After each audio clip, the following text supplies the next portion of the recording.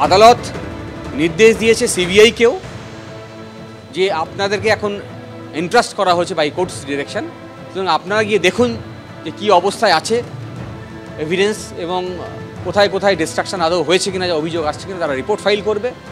স্টেটকেও direction দিয়েছে, যিনি concern authority আছেন হসপিটালে তাকেও ডিরেকশন দিয়েছেন যে হলফনামা ফাইল করে বলবেন যে এখন হসপিটালে কী অবস্থা, কারণ হসপিটাল হচ্ছে সেই জায়গাটি যেখানে এই ক্রাইমটা ঘটেছে। যেখানে পুলিশ মোতায়েন করা আছে তাকে ভেদ করে গোটা কতক লোক ঢুকছে, হসপিটালের মধ্যে ভ্যান্ডালিজম করছে, এবং আমরা যখন বারে বারে অভিযোগ করছি যে এভিডেন্স ডিস্ট্রয় করা হচ্ছে তখন এই ঘটনা ঘটছে। তখন পুলিশ যখন ফেল করছে এই ধরনের হুলিগানিজম প্রিভেন্ট করতে, তখন খুব স্বাভাবিকভাবে সে প্রশ্ন উঠে আসে যে স্টেট মেশিনারি ফেল করছে ল অ্যান্ড অর্ডার মেনটেন করতে। কলকাতা হাইকোর্টের প্রধান বিচারপতি আজকে কড়া ভাষায় ভর্ৎসনা করলেন কলকাতা পুলিশকে। 100 জন মানুষের জমায়েত হলে যেখানে পুলিশ জানতে পারে সেখানে 7,000 মানুষ এলো আর পুলিশ জানতে পারলো না। আগাম খবর কেন তাদের কাছে ছিল না? মানুষজনের যে জমায়েত হচ্ছে আগে থেকে পুলিশ কেন জানতে পারলো না? প্লেস অফ অকারেন্সে কেন তারা যথেষ্ট পরিমাণে কর্ডন অফ করার বন্দোবস্ত করেননি? জায়গাটাকে যখন তদন্তের কাজে ব্যবহার করা হচ্ছে সেখানে কেন সুরক্ষা দেওয়া যাবে না?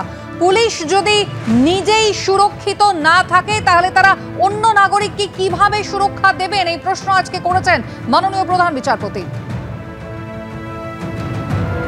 সিপিএম সাংসদ এবং আইনজীবী বিকাশ রঞ্জন ভট্টাচার্য রয়েছেন টেলিফোন লাইনে। বিকাশবাবু, আপনিও আজকে ছিলেন এবং যে সওয়াল জবাব হয়েছে আজকে, যেখানে কলকাতা হাইকোর্টের মাননীয় প্রধান বিচারপতি তিনি কার্যত অসন্তোষ প্রকাশ করছেন, কলকাতা পুলিশ যে ভূমিকা পালন করেছে 14 তারিখ রাতে তাতে অনাস্থা প্রকাশ করেছেন।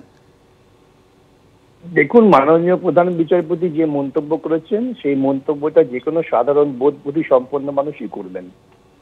আর জিকরকে কেন্দ্র করে যা ঘটেছে এবং সেই ঘটনার পারস্পরিক যদি আমরা বিশ্লেষণ করি পরম্পরা অনুযায়ী বা পর্যায়ক্রম অনুযায়ী, তাহলে দেখবেন এটা একটা পরিকল্পিত হাঙ্গামা করা হয়েছে। হাঙ্গামাটা করেছে শাসক দলের পক্ষ থেকে, নিয়ে কোনো বিতর্কের অবকাশ নেই।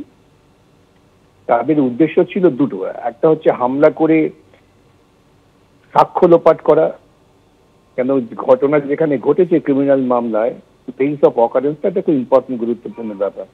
সেসব তো প্রথম থেকেই নষ্ট করার চেষ্টা হচ্ছিল। সৌভাগ্যক্রমে গুন্ডারা মাতালরা তারা 3 তলার উপরে আর উঠতে পারেনি, 4 তলায়। হয়তো যেই জায়গাটা মেয়েটা শুয়েছিলেন, যাকে ধর্ষণ করা হয়েছে সেই জায়গাটা সুরক্ষিত আছে, এর বাইরে কিছু না। কিন্তু সাধারণভাবে তো সকলের প্রশ্ন আসবে, যেখানে বিক্ষোভ হচ্ছে পুলিশ কমিশনার নিজে বলছেন আমাদের কাছে আগে থেকে রিপোর্ট ছিল, কেন থাকবে না, কিন্তু আমরা কি করব, আমাদের লোক লস্কর নেই, 50 জায়গায় বিক্ষোভ হচ্ছে। এই যদি কলকাতা শহরের পুলিশ কমিশনারের বক্তব্য হয়, তার থেকে তো নির্লজ্জ কিছু হতে পারে না। সেই জন্য এই সমস্ত কথা শোনার পর বিচারপতি যা মন্তব্য করেছেন খুব স্বাভাবিক। আপনি যে কোনো সাধারণ মানুষকে জিজ্ঞাসা করে এই কথাই বলবেন, রাজ্য সরকারের নির্দিষ্ট অফিসাররা ছাড়া বা তাদের অনুগামী ছাড়া। এবং সেই জন্যই চিফ জাস্টিস দায়িত্ব দিয়েছেন যে বলো তোমাদের কথা অ্যাফিডেভিট করে, এবং সিবিআইকেও বলেছেন তুমি তোমার তদন্তের কাজ চালাও দ্রুত, এবং তদন্তের কাজ চালাতে গেলে যদি ওই ঘটনা মাঝখানে এসে পড়ে তাহলে সে ব্যাপারেও তারা তদন্ত করবে।